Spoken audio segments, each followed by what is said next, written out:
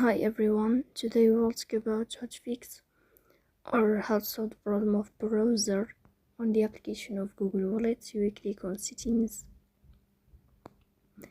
In this page you will go to apps, default apps, app settings. On above you will search about Google Wallet and you will click here. Then this page of app info, you will click on first stop and you will click OK.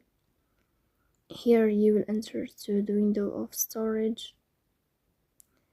Then you will click on clear cache. But pay attention, don't click clear data because that can delete your account.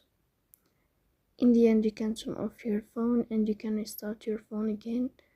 So please don't forget to support us by like and subscribe. See you next time.